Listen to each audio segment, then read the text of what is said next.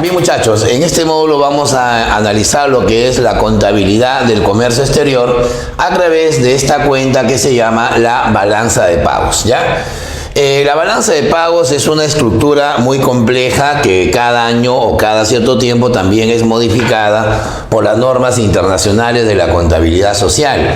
Estas normas son preparadas por el Fondo Monetario Internacional. Es el organismo que se va a encargar de elaborar pues la estructura o la nueva estructura que cada vez va renovándose sobre la balanza de pagos, ¿no? Bueno, la balanza de pagos es la cuenta económica que va a registrar todas las operaciones comerciales y financieras que se realizan durante un año. Siempre la periodicidad es anual y que se va a realizar evidentemente entre los residentes que hay en un país con los no residentes, o sea, con los que viven en otros países. Hay que diferenciar eso, ¿ya? Residente no necesariamente es el peruano. También pueden haber residentes que son extranjeros, pero se llaman residentes a secas, ¿no? Peruanos y extranjeros. El pueblo estatal que está dentro del Perú se llaman residentes, tanto personas naturales como las personas jurídicas. En cambio, los no residentes son las personas que viven en otros países, tanto naturales como jurídicas, inclusive pudiendo ser peruanos. Hay aproximadamente unos 5 millones de peruanos en el exterior. Para nuestra economía y para la contabilidad internacional se van a llamar no residentes, ¿ya? Bueno, este esquema sobre la balanza de pago lo podemos plasmar de esta manera. A ver, acá por ejemplo tenemos la estructura de residentes en la economía y acá tenemos los no residentes, ¿ya? Desde el exterior hacia nuestro país se va a contabilizar el ingreso de moneda extranjera. Para nuestra balanza eso va a representar el activo de esa misma balanza de pagos. Pero a la vez, desde los residentes hacia el exterior van a salir dólares, que en este caso va a representar el pasivo. Por eso decimos que la balanza de pagos es una forma de diferenciar el activo y el pasivo de un país, ¿verdad? El activo a través de la entrada de moneda extranjera y el pasivo a través de la respectiva salida, ¿no es cierto? Bueno, para ponerles un ejemplo, a ver, bien simple. Si este es el Perú y aquí está Brasil, por ejemplo, a Brasil le compramos automóviles. Si el Perú le compra automóviles a Brasil, significa que Perú importa y Brasil exporta. Entonces, en la balanza de pago del Perú, para nuestra economía, eso va a representar un pasivo, ¿ya? Porque para nosotros va a significar pagarle a la economía brasileña por sus automóviles. Pero si fuera la economía brasileña, para ellos va a representar un activo. O sea, se dan cuenta, la contabilidad de la balanza de pagos siempre tiene el principio de la partida doble, ¿no? Lo que en un país es activo, en el otro va a ser un pasivo. Lo que a un país le ingresa como moneda extranjera, para el otro país le representa una salida o un egreso, ¿está bien? Esa es la figura que tiene la balanza, por eso se llama balanza, porque es una comparación de activos y pasivos. A ver, otro ejemplo.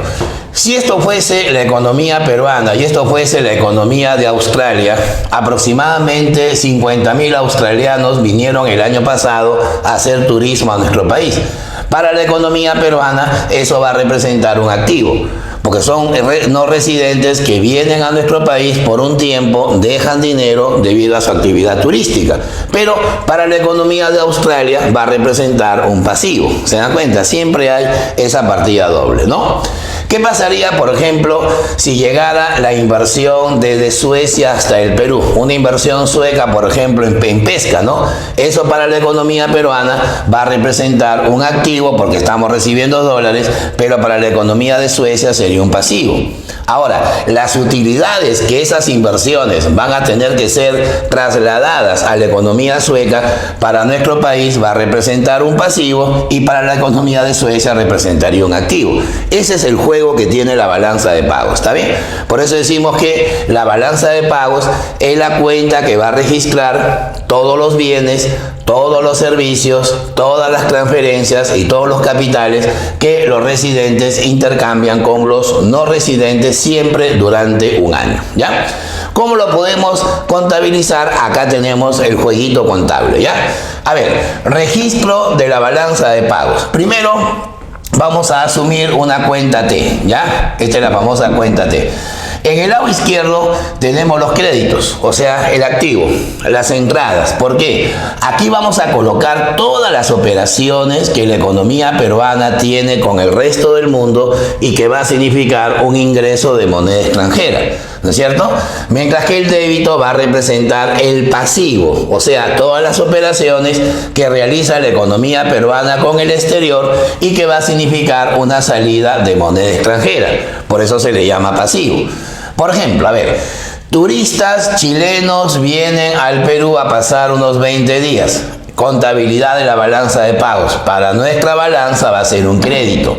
En la balanza de pagos de Chile va a representar un débito, ¿ya? ¿Qué pasaría si hay 50 peruanos que se van a Acapulco, a México, a conocer ese balneario?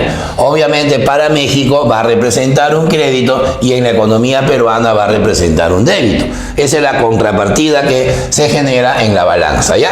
O sea que al final, si nosotros queremos hacer el resultado final o el resultado contable por redundancia, la balanza de pago va a ser igual a los créditos menos los débitos, ¿ya?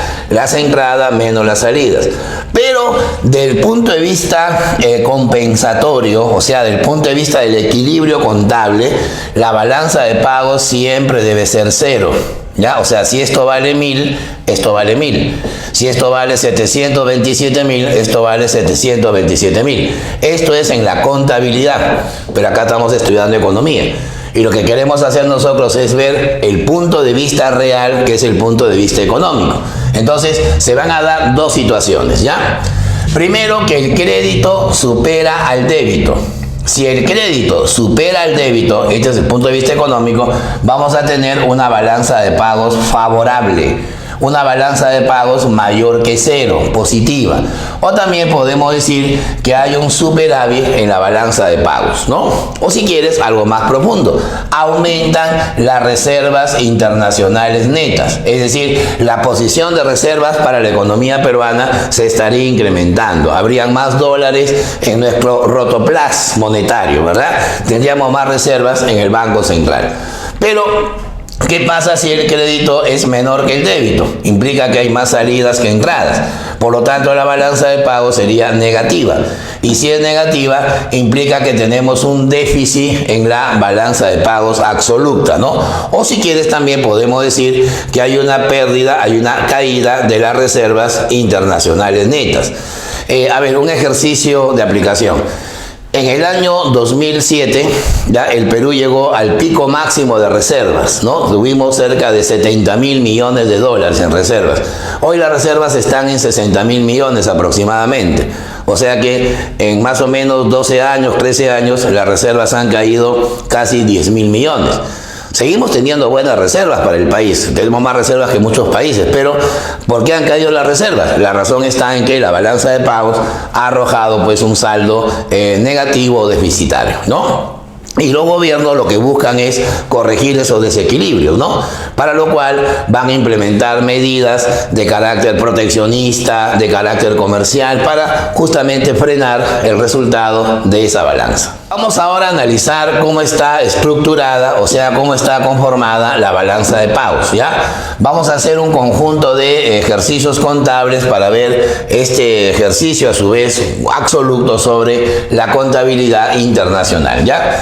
Hay 4 partes en la balanza de pagos. Está la cuenta corriente, está la cuenta financiera, está el financiamiento excepcional y luego están los errores y omisiones, ¿ya? Vamos a ver entonces las 4 partes que van a conformar la balanza de pagos. Repito, cuenta corriente, cuenta financiera, financiamiento excepcional y por último vienen los errores y omisiones. Vamos a ver entonces cómo está formada cada una de las subcuentas. A ver, en la cuenta corriente, como ustedes notarán, es la cuenta más extensa de la balanza de pagos. Mira, considera 4 subbalanzas, ¿no?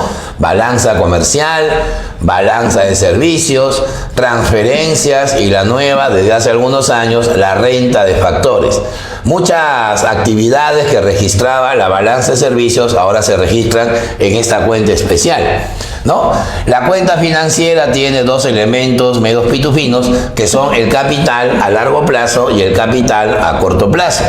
El financiamiento excepcional y los errores y omisiones vienen a ser balanzas de tipo complementario. Son balanzas que están dentro del movimiento compensatorio, me dejo entender, para estructurar la balanza de pagos. Bueno, la balanza comercial, escuchen bien esto, es la columna vertebral que tiene la balanza de pagos. ¿Por qué? Porque la balanza comercial es la diferencia entre las exportaciones y las importaciones, ¿ya? Pero solamente de mercancías, solamente de bienes físicos o tangibles, ¿correcto? Solamente de bienes materiales. Evidentemente se va a registrar bajo ciertos Incoterms, ciertos términos del comercio internacional. En este caso se mide a precios FOB. FOB es un término de comercio internacional que significa free on board, o sea, libre a bordo, ¿ya? Es una forma, digamos, de definir que el producto está en el puerto de embarque, ¿ya? Generalmente se habla de valor CIF, valor FOB, valor FAS, retrocediendo en costos, ¿no? Pero ese es un término ya de carácter complementario, ¿ya? Lo importante es que la balanza comercial va a ser la diferencia entre lo exportado y lo importado. Si las exportaciones superan a las importaciones, tendremos una balanza comercial en superávit, una balanza comercial en azul, en positivo. Pero si las importaciones, como ha pasado en los últimos años, superan a las exportaciones, entonces vamos a tener una balanza comercial en negativa, menor que cero, en rojo, deficitaria, tantos nombres que le podemos entregar ahí. ¿Qué pasaría si a mí un analista me dice, profesor, ¿qué haría usted para revertir una situación deficitaria en la balanza comercial? Muy buena pregunta. Si yo quiero que el déficit comercial se revierta, o sea, cambie el resultado, tengo dos salidas. Bajo las importaciones o subo las exportaciones. Evidentemente eso dependerá de los mecanismos de estructura comercial que tenga el país, ¿no? Hay políticas comerciales como los aranceles, las cuotas, ¿no? Los drawbacks, los subsidios a la exportación, o sea, hay un conjunto de variables. El tipo de cambio también puede ser una herramienta fundamental para ajustar el resultado de la balanza comercial, ¿ya? Luego viene la balanza de servicios. Algunos autores le dan este nombre, ¿ya? Le llaman así, mira. Le llaman la balanza de los pagos invisibles, ¿ya?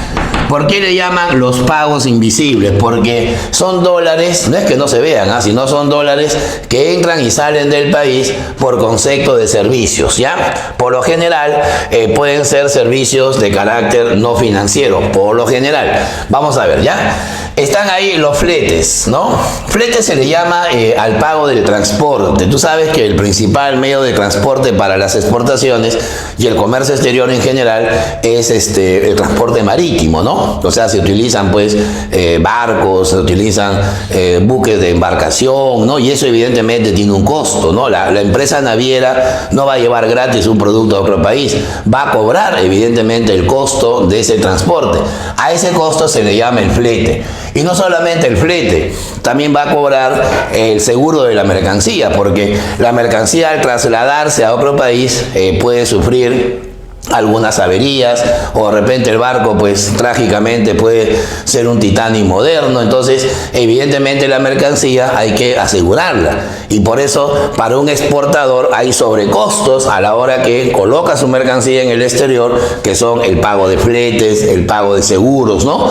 Son variables que entran ya a los conceptos de servicios, ¿no?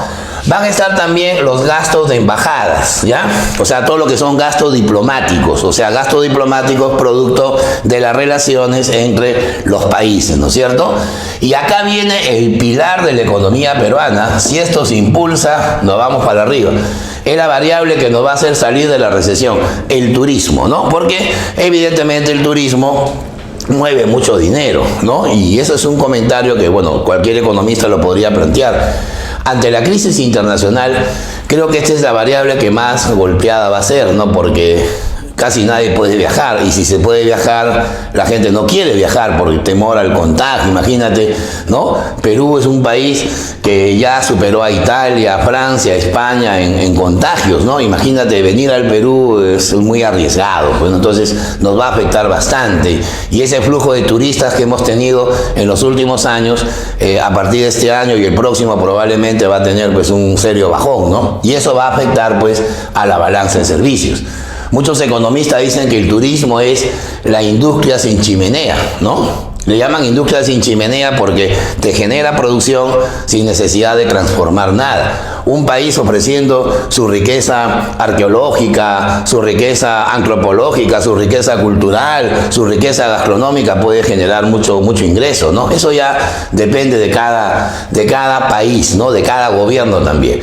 Bueno, luego vienen las transferencias, ¿no? Las transferencias vienen a ser la partida de la balanza en cuenta corriente que registra básicamente las donaciones, ¿ya? Donación significa dádivas, regalos. Los países reciben donaciones o hacen donaciones, ya sea en especie o ya sea también pues en dinero, ¿no?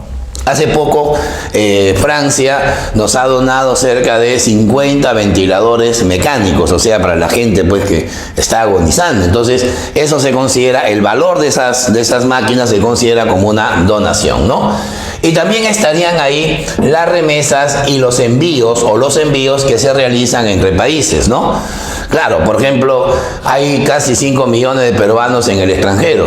Entonces, la familia que ellos tienen acá va a recibir ese dinero, ¿no? Si tengo un hermano en Europa, ese hermano va a apoyar a mi familia mandando el dinero que haya gana. Y también hay muchos extranjeros, ¿no?, que estando en el Perú envían dinero a su respectivo país. Entonces, eso genera pues un movimiento que nosotros llamamos transferencias, ¿ya?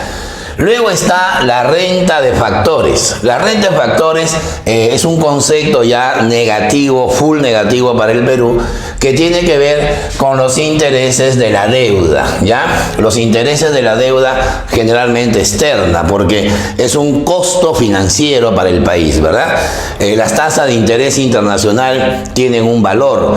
Hay una tasa que se llama LIBOR, ¿no? London Interbank British Override. Es una tasa de interés que cobran básicamente los bancos, ¿no? Los bancos extranjeros. Mientras que la otra tasa que se fija en Nueva York, que es la prime rate o la prime rate, como le llaman algunos, es la tasa de interés que fijan los gobiernos, ¿no? Pero ya sean gobiernos o ya sean banqueros, si esas tasas de interés suben, nuestra economía pierde, porque somos un país deudor. Si esas tasas de interés bajan, por misericordia, nuestra economía se puede, digamos, favorecer en cierta medida, ¿no? Y también van a estar ahí las rentas y las utilidades o las utilidades que generan las inversiones extranjeras, ¿no? Una inversión extranjera en el Perú evidentemente va a generar valor agregado, va a generar utilidades, pero un porcentaje de esas ganancias no se va a quedar acá, se va a mandar a su respectivo país. Un ejemplo, pues, Coca-Cola, ¿no? La empresa creo más conocida en el mundo, Coca-Cola, opera en el Perú. De lo que gana, un porcentaje se tiene que ir, pues, a los Estados Unidos, ¿no? O de repente estos supermercados Metro, antes eran peruanos, ahora son inversión chilena. Lo que ellos ganan, un porcentaje se va a ir a su respectivo país. Y si, por ejemplo, yo veo un restaurante peruano en Argentina, yo sé que ese restaurante allá gana dinero y parte de esas ganancias se vienen al país. Eso también se puede considerar como renta de factores, pero todo depende de cuánto crédito y cuánto débito, cuánto de entrada, cuánto de salida. ¿Está bien? Esa sería la idea. Bueno, en consecuencia, si yo considero la balanza comercial, la balanza de servicios, las transferencias y la renta de factores, las cuatro juntas van a conformar la balanza en cuenta corriente, ¿ya? Bueno, ahora viene la segunda parte que se llama la cuenta financiera. La cuenta financiera viene a representar el endeudamiento externo, obviamente, del sector público, o sea, del Estado, y del sector privado, o sea, básicamente los bancos comerciales de un país o las empresas privadas de un país. La cuenta financiera considera el movimiento de capitales, ¿ya? Por eso también se le llama balanza de capitales. Está el capital a largo plazo y el capital a corto plazo. En el capital a largo plazo vamos a considerar los préstamos del exterior. Obviamente un préstamo no es para pagar en un año, los préstamos se renegocian, se refinancian a largo plazo, pues 5 o más años, ¿no? Luego viene la inversión directa. La inversión directa vienen a ser los capitales que entran a nuestro país por el proceso productivo, ¿no? Que entran a nuestro país debido pues al desarrollo de la actividad financiera, la actividad comercial, etcétera. ¿Hasta qué punto favorece la inversión directa? Favorable porque trae producción, favorable porque trae imagen al país, favorable porque le da tecnología al país, favorable porque genera trabajo, genera empleo. Pero ¿cuál es el lado negativo? Que esas utilidades se están considerando acá, ¿no? Este es el capital que viene a generar riqueza. Esta es la riqueza que se lleva, ¿no? Esa es la contrapartida. Y también estarían las amortizaciones, ¿no? Las amortizaciones se le llama así a los pagos periódicos por la deuda exterior de un país, ¿no? Pagos que ya están obviamente concertados. Y el otro capital que tiene menos importancia dentro de la cuenta financiera se le llama el capital a corto plazo, ¿ya? ¿Por qué? Porque van a ser los dólares golondrinos. ¿Por qué le llaman golondrinos? Porque hay una metáfora, pues, ¿no? Las golondrinas son aves pasajeras, vienen por un tiempo y luego se van automáticamente, ¿no? Estos son dólares que vienen al Perú. No salen, sino vienen al Perú para ser colocados en el mercado de capitales, ¿no? En la bolsa, por ejemplo, de valores. O se colocan en el mercado financiero, o sea, en el sistema bancario. Y una vez que ganan intereses, que acá son mayores que en otros países probablemente, automáticamente se fugan del país, ¿no? O sea, son las golondrinas que vienen y se van al toque, ¿no? Por eso que este capital es deficitario, pues, para la economía peruana, ¿no? Al final, si consideramos el corto y el largo plazo, vamos a tener la cuenta financiera, ¿ya? Y esta cuenta financiera se tiene que equilibrar con la cuenta corriente. Si no están equilibradas, vamos a considerar estas dos últimas cuentas, ¿ya? El financiamiento excepcional. El financiamiento excepcional se llama así porque son créditos que nuestro país le tiene que solicitar a un organismo que se llama Fondo Monetario Internacional, pero solamente cuando la economía lo necesite, ¿ya? Mientras un país tenga reservas internacionales, vamos a llamar sostenidas, reservas internacionales eficientes, no tiene por qué recurrir al Fondo Monetario, salvo que la balanza de pagos tenga ya una tendencia hacia el déficit, ¿no? Vamos a llamar de 6, 7, 8 años seguidos, ¿no? Ahí sí sería ya preocupante, porque al final el país puede perder todas sus reservas, ¿no? En 10 años aproximadamente. Entonces, para evitar ese problema, recurre pues a los préstamos y las recomendaciones que tiene el Fondo Monetario Internacional, ¿ya? Y luego vienen los errores y omisiones. ¿Por qué se llaman errores y omisiones? Porque son las cuentas que no están registradas oficialmente, debido a que en su mayoría son actividades de tipo ilegal. Por ejemplo, está el contrabando. Imagínate, el Perú es un país donde por la corrupción que hay en las fronteras y en las carreteras, el contrabando se cuenta por millones, ¿no? Tú vas a una tienda, preguntas por un buzo Adidas, ¿no? Formal, que entró por la aduana, 500 soles. Te vas a un centro comercial informal, el mismo buzo está a la mitad de precio. ¿Por qué? Porque es un contrabando. El contrabando hace daño al país porque son mercaderías no registradas, mercaderías no reguladas, que han evadido impuestos, ¿no? No se sabe ni la calidad inclusive. Y además del contrabando hay algo que nos perjudica más todavía como sociedad, que es el lavado de dinero, lavado de activos, ¿no? Producto del narcotráfico, ¿no? Producto de la minería ilegal, producto de la tala ilegal, y todas esas cosas al final generan también un efecto sobre la balanza de pagos.